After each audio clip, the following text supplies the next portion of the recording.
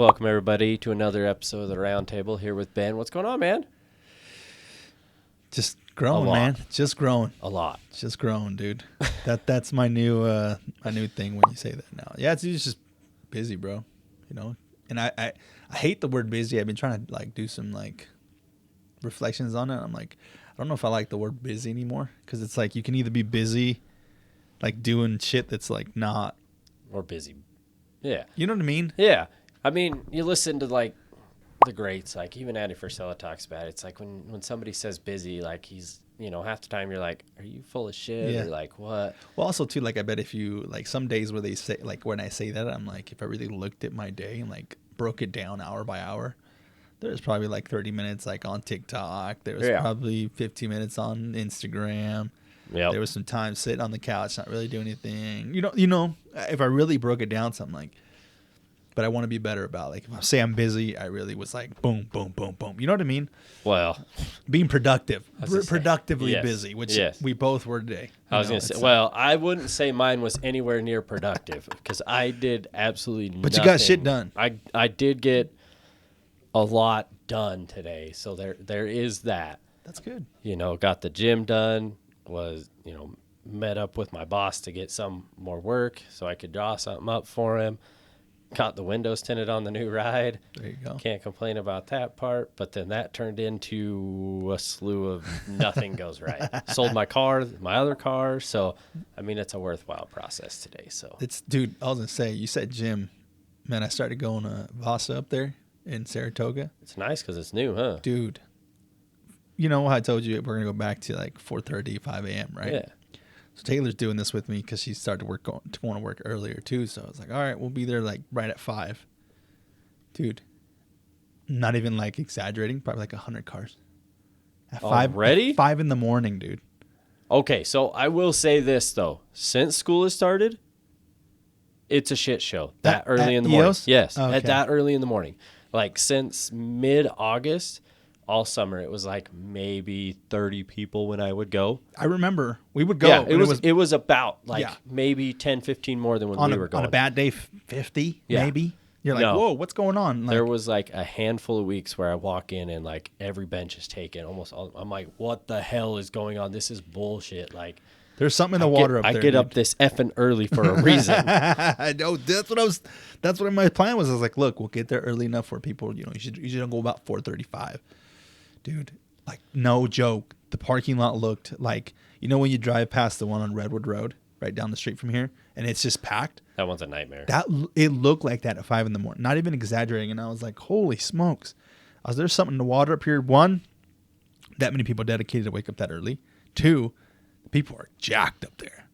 I have EOS, yeah. You're looking jacked. Dude, I was gonna say something, but these guys in there and girls, dude, I don't get intimidated much, as much anymore when I walk in the gyms, but I walked out. I was like, dude, these some freaking monsters up here, some gorilla looking dudes, just jacked. I was like, there's something in the water up here. They're waking up early. They're going to the gym, Hey, but also there's not that many gyms. Yeah.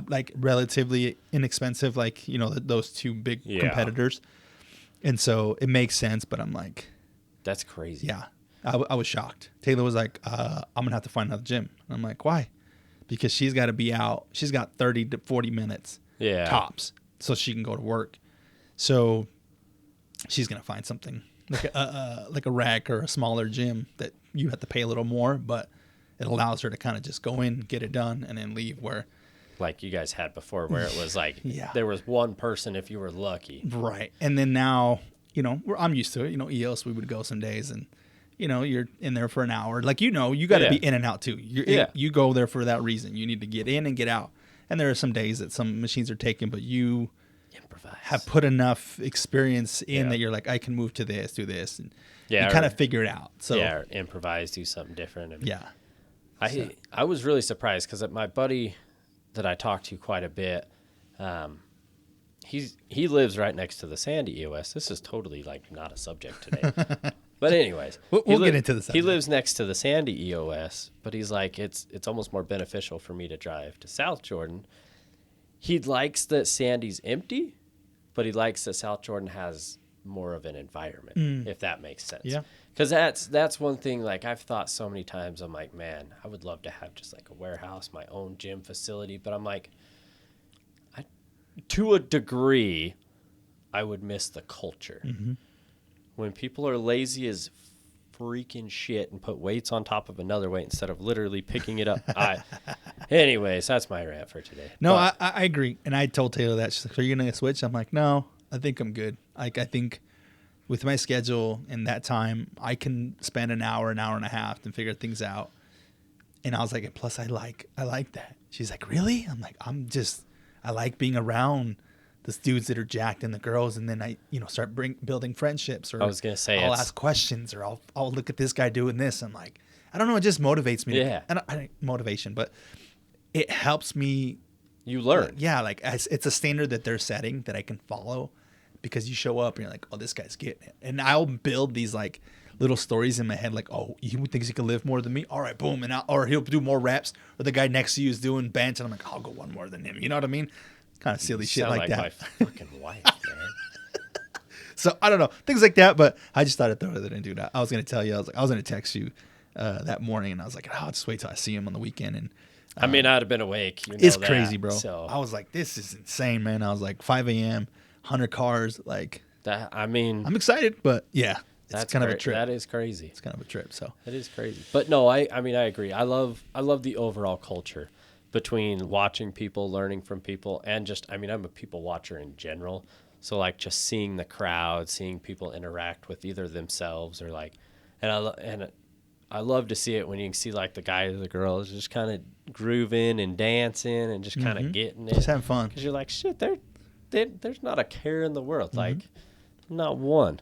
Yeah. And there was a lot of machines too that I haven't seen in a long time. Dude, that's one of the cool things about switching gyms back and forth, like having this pass that we have to go to any EOS, is there's different machines at South Jordan and Sandy and then in West Jordan. And it to me, it's fun because it changes up my environment, changes up my thoughts. And like, there was a handful of cables at the West Jordan one that I absolutely hated. I'm like, I don't understand this effing weight stat. I don't understand. But all of South Jordans are that way. And once my wife, I don't really think a whole lot. I mean, guys, it's 4 in the freaking morning. I don't want to think about shit. But wasn't really like putting 2 and 2 together. But once she read it, it kind of clicked. Their weight stacks are different. They're like 7.5, 12.5, 17. But they're double because there's 2 pulleys. So they're like, that's per pulley. So once you put it together, I'm like, oh, so that's 14.5 pounds. That's 15 pounds. I'm like, ugh. And now, which mind change, I'm like, oh, cool. I can use any cable now because I understand more. She put that thought in my head that I can understand this weight. Right. Plus, I mean, South Jordan has a record room, and I'm giving it to EOS. Wow, for once that wasn't me. And they have a record room, and it's not like it's tiny. It's intimate if there's a bunch of people in there, but like the walls are graffitied up, like, oh, that's cool. Signs, like there's a sign right above it says like don't quit. Like just 2 racks, 2 squat racks, 1 cable, and like 4 benches. Right. And like a tiny little yard area, like great little, just that's small, cool. Quaint setup. And I went there the other morning. When I walked in, it was just me in there. I'm like, that's cool. And there's just a couple of people filtering in here and there, but it's like, you can really, I guess, feel the environment in there. It feels different. It's I cool. like that. Yeah, I was this close. I was like very, very close to Taylor planted a seed. She's like, oh, look, this squat rack with the Smith machine. Oh. Granted, I started pricing it all out, like full set, full gym, weights, $5,000. And I was like, I think we can do this. And she's like, you think we can do it? I was like, I think we can do it. I could build the room down. Like, but I was like, you know what? Let's hold off because we still got to, we got the podcasting going, and I got some ideas for that. Ooh. We could talk off, but yeah, man. I told her let's wait till the end of the year. We'll figure out a plan to budget out. Maybe by next year I'll have her a little home gym for her so she can work out at the. Now I'm getting. Now a you're call. the guy. Sucker. Gosh. Yeah, that's too funny. He never calls me either. That's hilarious. But go ahead, man. What do we got? So when we helped you move, so you put a lot of wheels in motion, which is good and bad. It's only bad because it it's just a lot to think about all in one time. But you had said something upstairs that kind of hit. We were sitting in your wife's yoga room or whatever, and you had said something. You're like, I'm to the point that I need to get away from the projects so that I can grow, or something along those lines. I can't remember the exact verbiage you used, but what brought you to that point?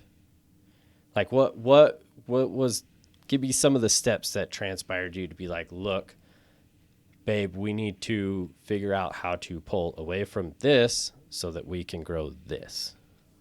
Does that make sense? Yeah. I think constant stagnation. I think it was constant conversations of, having these, goals that were not being achieved. And, Taylor and I started this new process I'm going to go back on subject here, but Taylor and I started this journal process this week, or where are we in? Yeah, this week. And it's journaling together. We sit, she has a prompt or a question. And like the first day was, who is the ultimate Ben, or who is the ultimate man that you want to be? And it's vice versa for her as well. Like, who's the woman that, that you would want to be? So then, And so you essentially journal out that, we've been doing that, and we did that yesterday. And she looked at me. One of the questions yesterday was, what do they do? And she's like, I don't like that. It's too broad. And I was like, well, that's the purpose. Like, gets you to see like where your mindset's at. And so she's journaled, and I journaled. Then we share what we journaled, and she went first, and then I shared. And she's like, you're the dreamer.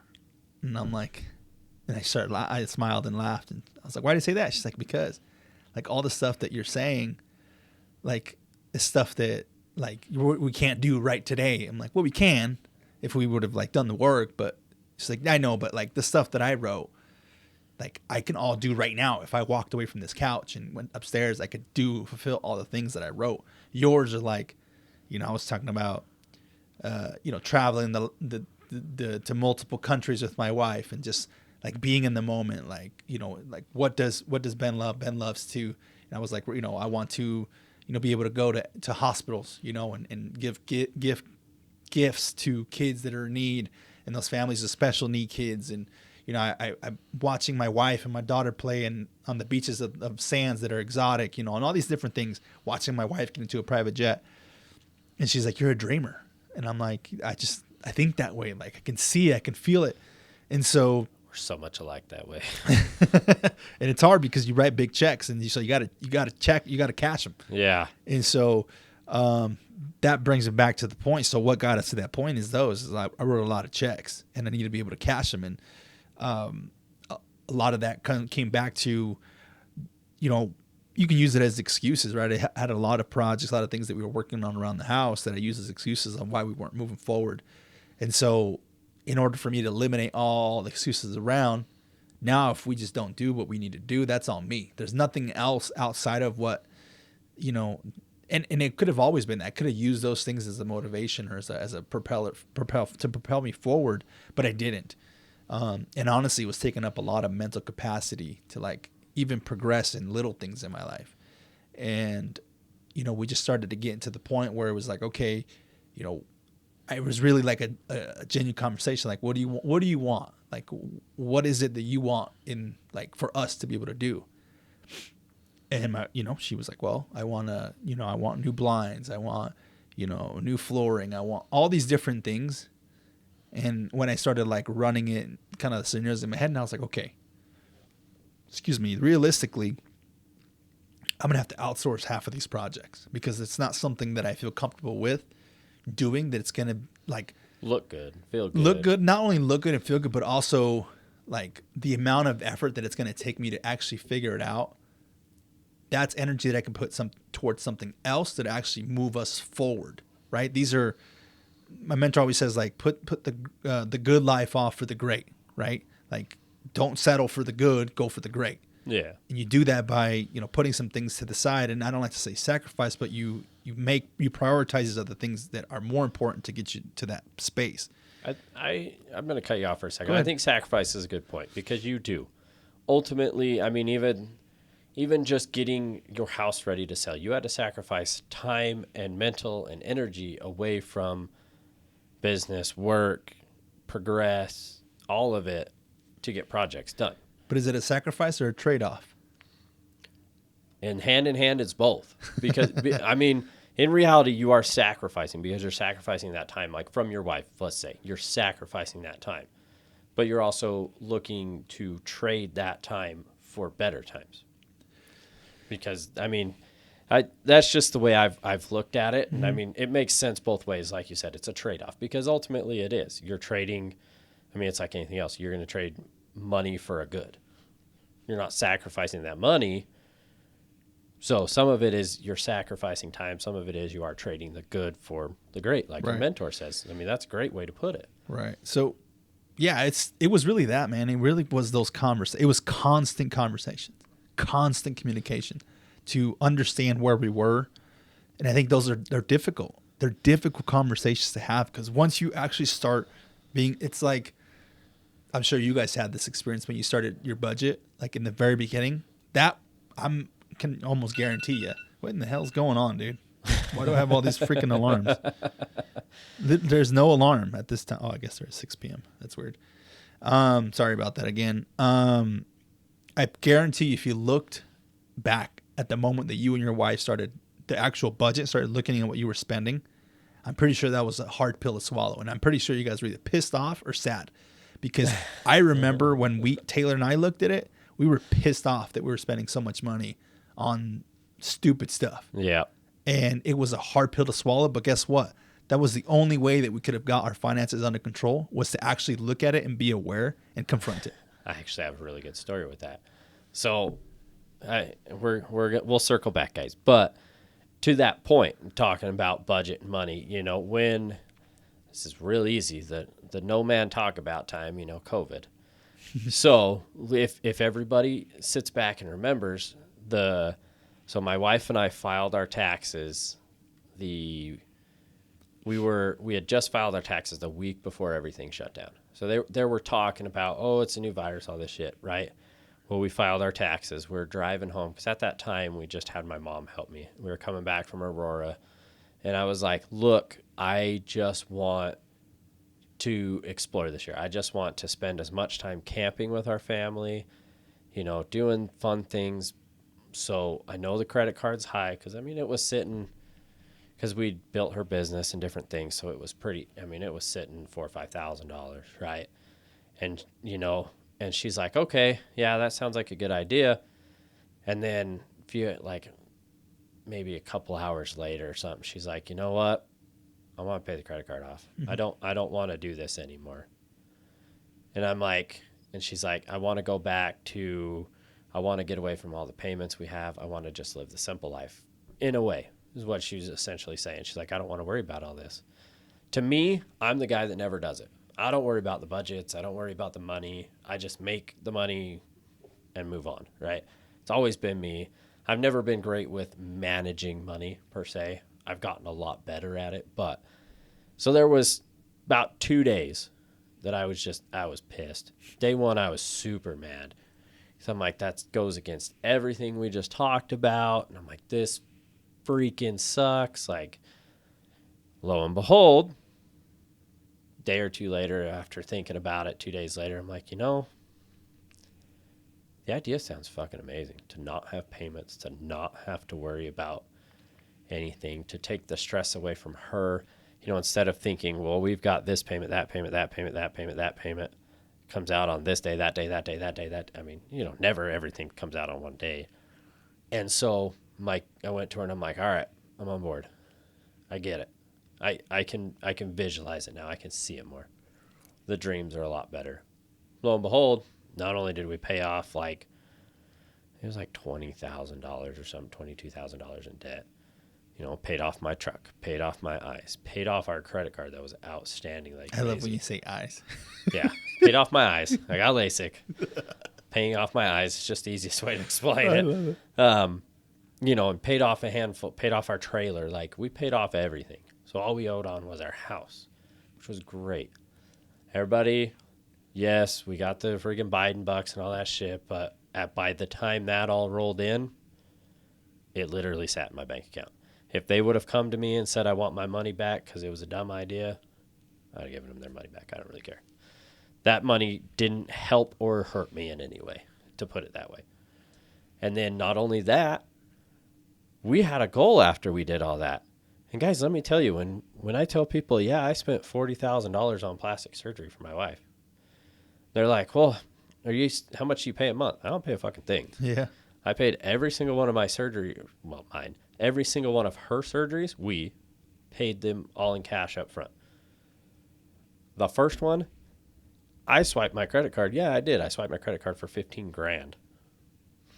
But there was $15,000 sitting in my bank account. I might as well get the points for it. But the money's all sitting there. Next surgery, same thing. Done. Next one, done. Total my trailer, get paid out. Yeah, it's money I insured it for what I needed to. Right. Lo and behold, we had some extra money. What did I do? Bought a $17,000 razor. Free and clear. Up until just barely, we haven't had a payment for like 4 years, something like that. Right. Yeah, since the beginning of COVID, we haven't had payments on anything. So we've done well as far as that goes. But you're right. When we sat down and we looked at the budget, and we even still do it now. Mm-hmm. I mean, after you had said that, we started talking like, oh, is the house possible? Like, what can we do? Like, running all the numbers and this and that. And as we're looking at different properties, she's like, we should have X amount every single month. Where the fuck's our, like, and I'm like, hey, yeah, I get it. But then we started toying with all the ideas, and, we had your realtor buddy come out and everything. And it's just, it broke down to, we still got to do the projects. But is it worth doing all the projects and doubling my mortgage payment? Or is it worth just paying a little bit on a car and doing my projects? You're right. And keeping a low mortgage payment. Yeah. So, I mean, lo and behold, yes, we have a new car. New to us, but it's like, it's that thing that was like, okay, like we were at Costco the Friday before we bought the car. And it's like, just buy the freaking robot vacuum.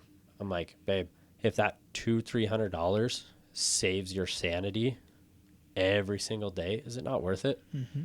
It's those little things. And that was that stuck with me. We left and I told her that. I was like, damn, that's like a profound statement right there. Like, what the, like, yeah. And that's how I feel. I mean, I even feel that now because, like, now I know I'm staying here, but it's like, I want to get these projects done, but it's like, they're so, because every time I turn around, she's like, well, we need to do this, or we need to do this, or, we need to do this. And after coming home from working 10 hours, I'm like, the last thing I want to do is work more.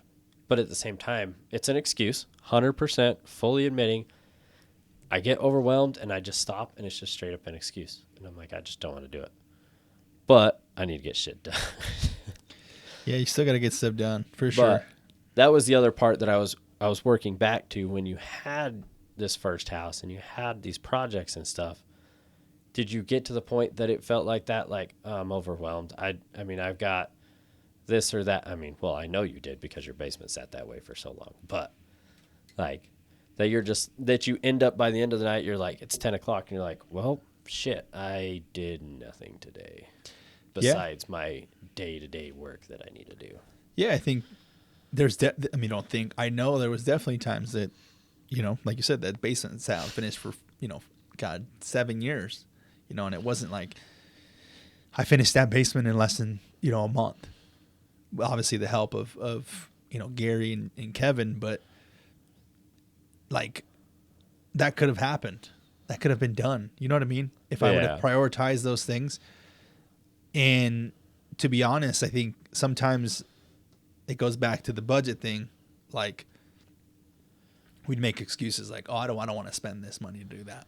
Well, but then you don't. But then you almost like, you're like, sabotage yourself, because then next month you'll complain that this house isn't the way you want it, or this isn't the way you want it. But you made the financial decisions to get you there, right? You decided to prioritize something else over that project. I was gonna say it's one of those things where it happens all the time, where it's like, well, I need to go get this. This is gonna be like $200-$300. It's like, oh, I don't want to spend that money. Or I mean, hell, even $20. We'll go down to minimum of $20. Like, hey, I need to go get this. It's $20. I don't want to spend that money. 5 minutes later, here's $40 for dinner. Like, it's that prioritize of money instead of, I mean, I have the funds to do both. Why am I so worried? But right. So yeah, there was definitely times where, I just, would make an excuse that, we've had a long day. I'll do it this weekend. And then a party comes up, or we want to go to the mountains, or whatever it might be. We would choose to prioritize something else. And I say we, because it's a joint effort. They know what needs to be done. Yeah. So if Taylor ever needed something done, it was a clear direction. Like, hey, I want this done. And I was like, all right, well, then it's getting done. Then I'd make sure, like, okay, we're not doing this tomorrow. We're not, everything's just focused on this.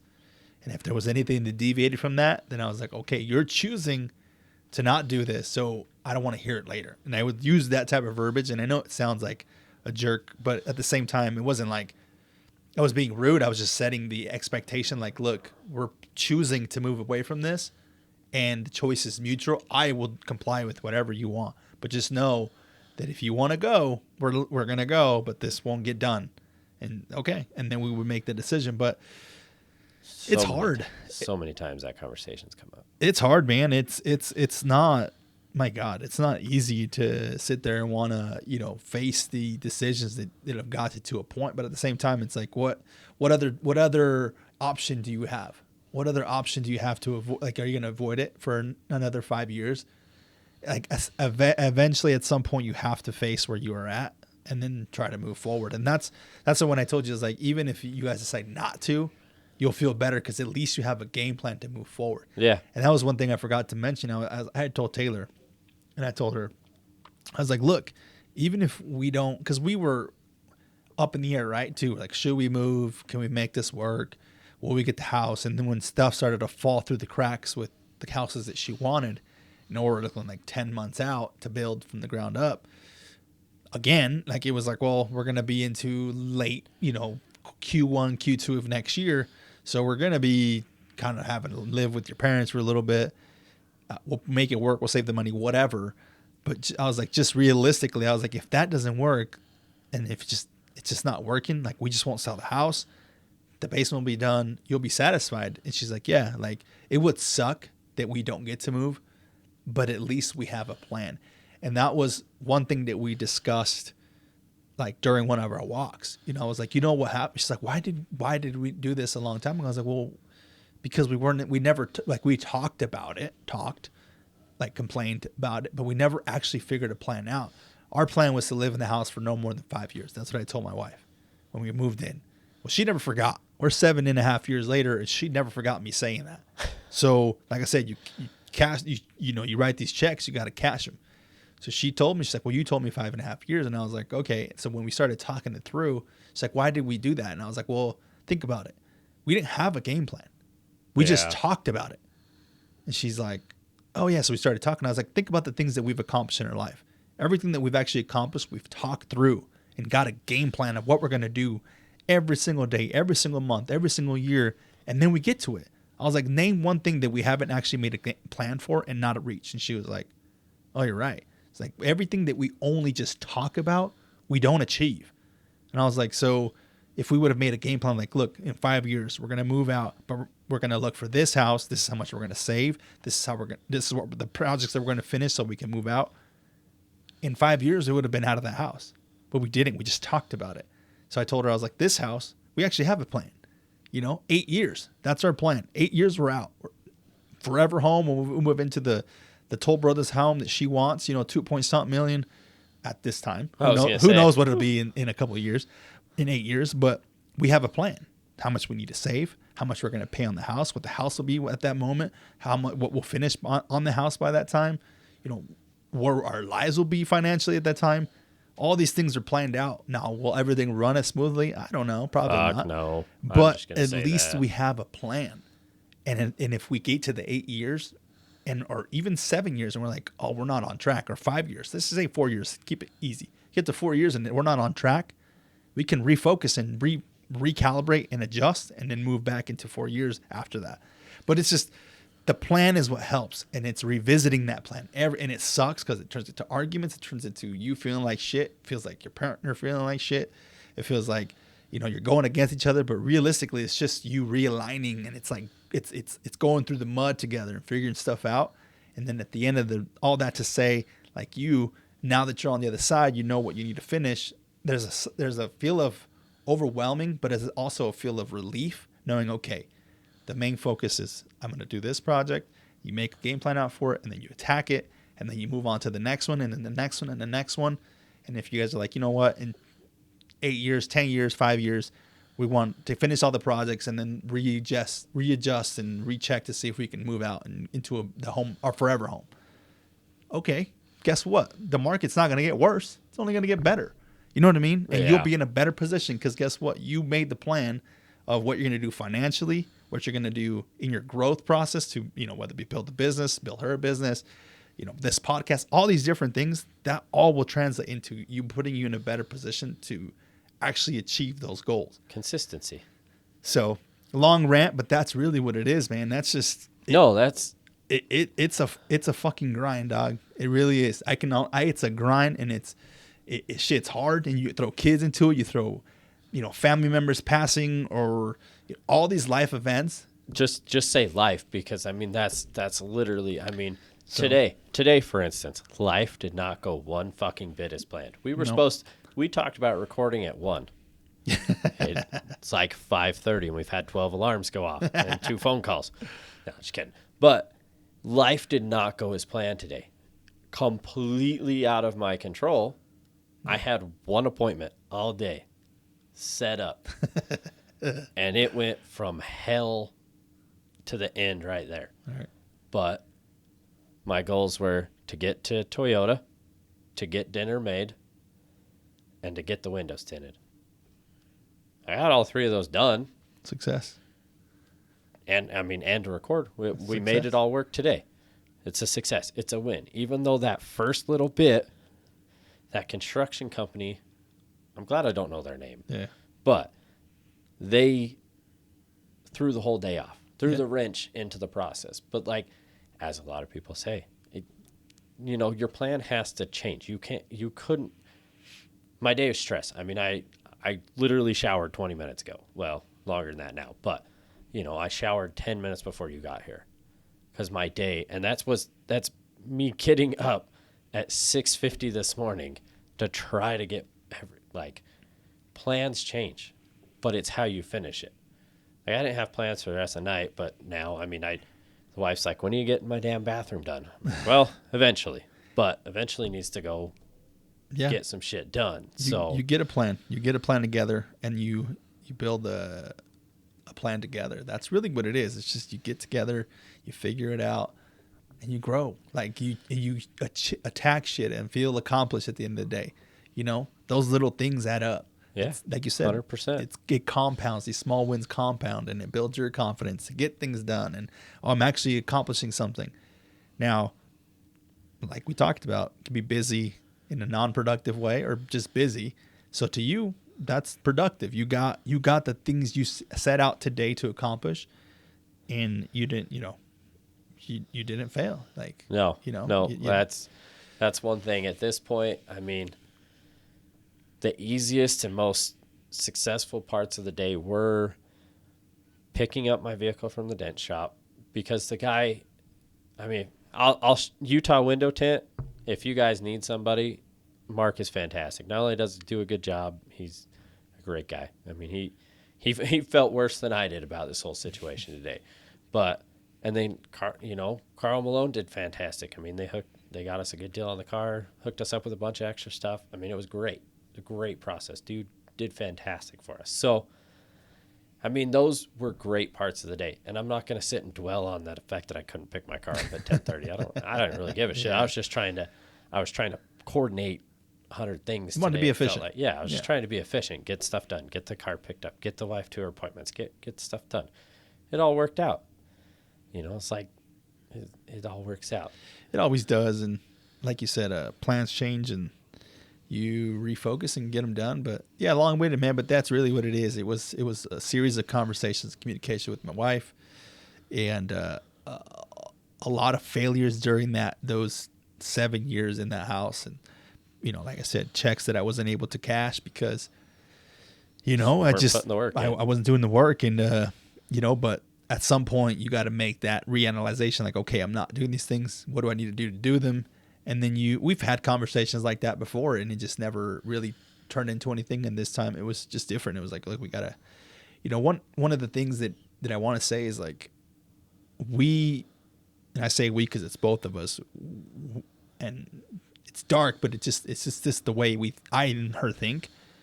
I want to be able to pay if something happens to her parents and my mom. They're old, you know, not old, but they're older. Shit happens. 100%. Life happens. And I'm like, I want to be in the position where I can pay cash for everything and not have to stress anybody and out in the family.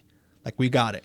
We got 20 grand to put down. We got 30, 40, 50, whatever it is to take care of everything. And nobody has to worry about anything. Just grieve what you're going through. Feel it. And financially, because that shit. Yeah. Like, fucking sucks. It sucks. Yeah. We've been through it more than once. And I've been through it. And I'm like, you know, that always adds another layer of stress. And I just want to be the family and the people that just come in and be like, look, you don't got to worry about nothing. And even if it's not like close to us, it's somebody that we know of, that's close to us, but we're not, you know, I'm like, look here, check in the mail. Nobody even knows it was me. Here you go. What a blessing to be, just to help people in the time of need, because that's what fulfills like me. That's what I want to do. And the only way we can do this is by progressing forward and making shit happen. So, I mean, I'm the same way. I've told her 100 times, and I mean, I want to be able to go to dinner, go do this, go do that, not have anybody worry. Just hand them and be done. Like, not be like, tell the waiter, you got to split it 8 ways. Nah, it's, you know, and that's something that, again, I like being able to take care of somebody. Same thing. Like, hey, let's go on vacation. Should invite your parents. Like, let's go. Let's just, you know, it's fine. It's all covered. Let's go. You know, I'm the same like you. I want to be that way. Oh, I'm not going to say there's difference because, I mean, I just want to be that way. Yeah. It's just how I'm going to get there is definitely going to involve, like you, it's going to involve your wife doing something great together. You have to. You know? And like I told you, I don't know if I recorded it or if I'll have to look back at the other podcast, but I told you, when you become a dreamer and you start talking your dreams with your wife, one, they'll never forget what the hell you said. They'll remember every goddamn word. And two, they will hold you to it, dude. Then there's a period where it feels great, and then it just like it don't feel as good no more to dream. No. You're like, oh shoot, but that's the relentlessness to push through that and know that dreaming isn't bad as long as you're putting in the effort to reach your goals and put a plan together. But I will have to look back and see if I actually told you on the pod or if I just told you face to face. But I know because I've been through it where you start speaking dreams and your wife's like, all right, man up, man up now. And then you're like, okay. You know what? I'm trying. What's funny about that? My wife, I was always like, I have the material dreams because I'm an exotic guy. Yeah. When it comes down to like my wants and my needs, like I'll be honest, when the time comes, I'll have that straight douchebag truck that's sitting on 14 inches of lip, big tire, like dumb, pointless as shit truck. But it's just something I've seen and I've loved, and you know, it's like I told her, I mean, I'll have a cab over semi. Why? I don't fucking know. It's because I want it. I've loved them since I was a child. I just wanted to have it. I don't give a shit if I never drive the damn thing, but it's just something I want. And she's like, I don't understand your fixation with cars. And we listened to something, and I think it was Andy Frisella again, listened to it, and he explained it. You know, that's just what fuels him, something like that. And she goes, I actually understand it now. She's like, it's just something, it's your mind's way of doing something. I'm like, it is. That's what I want. Like, I don't care. I could give a rat's ass what. You build whatever dream house you want. I have a vision too, but at the end of the day, if I can park my cars, I don't care. I want you to have a separate, you know, I want this stuff. And now it's time to figure out the plan to get this stuff. Yes, sir. Just where she comes in to help build this life up to something better. So I love it. I mean, I'm with you. I'm a dreamer. I dream of exotic things. I love taking care of people. You know, that's one of the things we wanted with this podcast when we started. We wanted to be able to help people and take care of people and build something to create happiness for others, to help others create happiness. I guess we can't do it for them. They have to do it themselves. Right. But just an environment. Yeah, exactly. Culture. We just want to be able to grow and help people and do some really cool things that way. Right. So. Yeah, man. No, great question, dude. You got me fired up. Like I said, it's always these later episodes, so we'll have to figure something out. But yeah, we will, because we kind of went off on this one.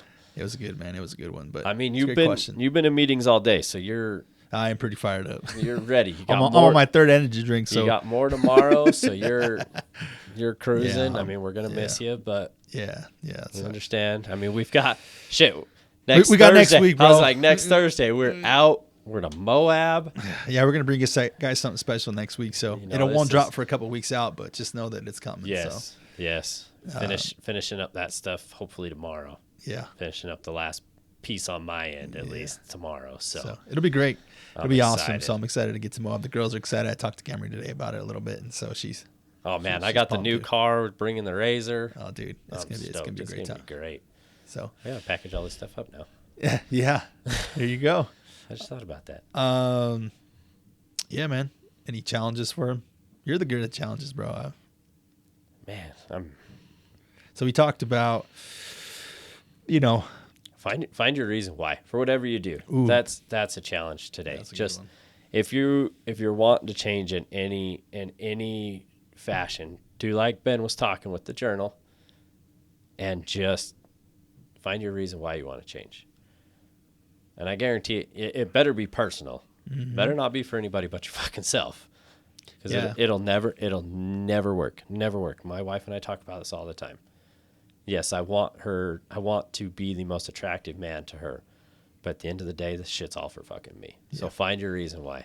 Whatever you're doing, find your reason why. Even if it's work that you hate, maybe there's a reason why you're still there. Maybe find that reason.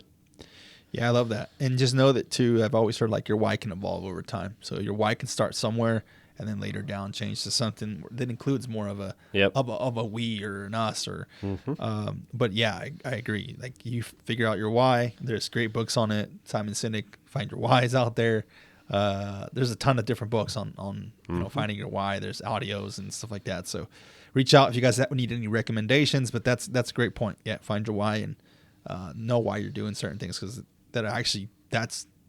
I'm going to use the word not motivation, but that's what substitutes motivation at the end of the day, is you use your why, because the why will get you further than your motivation will at anything. So 100%. Yeah, man. Great. Love it, brother. Cool, man. Thank you, guys. We appreciate you. Appreciate you guys. Talk to you later, man. We'll see you.